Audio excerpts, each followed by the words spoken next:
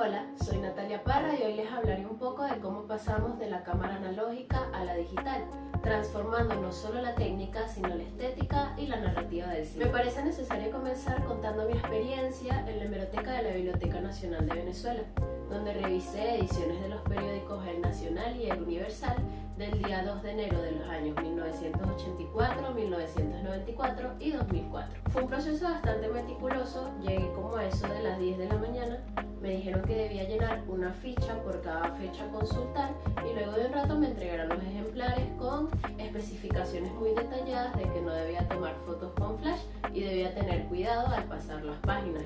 Lo primero que me llamó la atención al entrar a la sala fue ver a la sala casi totalmente llena. Había muchísimas personas consultando en la hemeroteca y personas que además tenían guantes y tapabocas, lo que me dio a entender que son personas que asisten frecuentemente a este espacio y que además tienen amor y les importa mucho la conservación de nuestra memoria impresa. Aquí vemos imágenes de los periódicos y las carteleras de cine. Observamos la cartelera que actualmente vemos por internet, pero impresa, con los nombres de las películas acompañados del flyer. Además se publicaba el nombre de cada cine y la zona en la que estaban ubicados, junto a los horarios de las funciones, que eran entre 2 y 4 funciones al día dependiendo del cine. Esto demuestra algo esencial, que en esos tiempos el cine era un evento social físico, algo que el día de hoy en estos tiempos ha cambiado por la presencia del streaming. Esta transición técnica no fue solo un cambio de soporte, fue una revolución creativa. En los años 80 reinaba el celuloide analógico.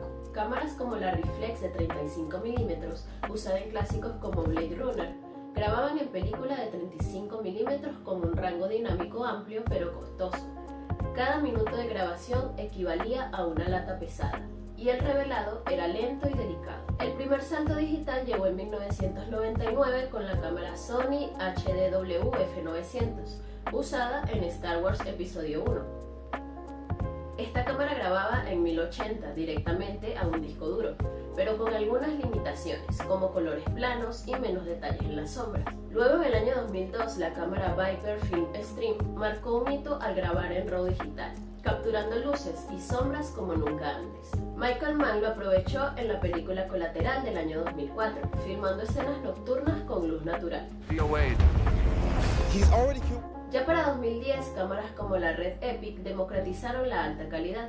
Su almacenamiento en tarjetas SSD y la edición no lineal permitieron crear sin límite. Y claro, el mejor ejemplo de esta evolución son las películas.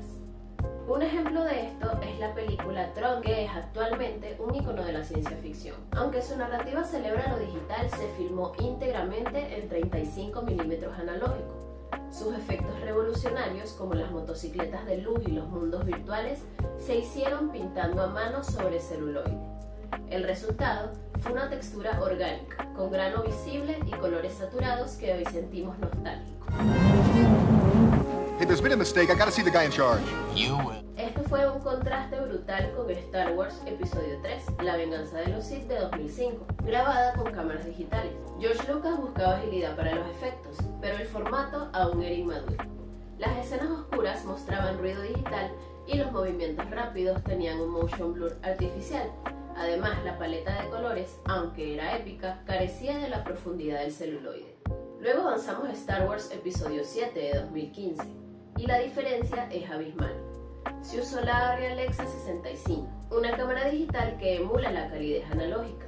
JJ Abrams añadió lentes vintage para honrar la estética de la trilogía original. Escenas como el desierto de Jakku tienen una textura cálida y granulada que evita la frialdad del episodio 3. En el cine venezolano, esta transición también dejó huella.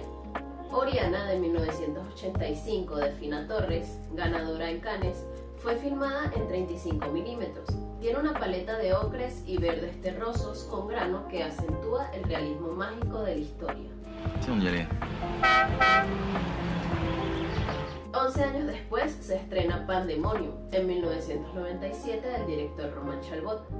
Aunque grabada en 16 mm por economía, ya incorporaba postproducción digital. Sus escenas caóticas en Caracas usan efectos prácticos, pero la edición digital permitió montajes audaces y un buen resultado en la banda sonora. Entonces podemos ver que es un híbrido entre la textura cruda del celuloide y las posibilidades que les brindó lo digital. ¿Y a qué conclusión podemos llegar con esto? Bueno, principalmente que el soporte técnico define texturas, emociones y posibilidades narrativas. La investigación en hemeroteca me recordó que el cine era un ritual colectivo, aunque cuando estaba pequeña lo veía de esa manera. Con el paso de los años mi perspectiva fue cambiando y realmente no me di cuenta de lo mucho que había cambiado este ritual del consumo del cine hasta que hice esta investigación.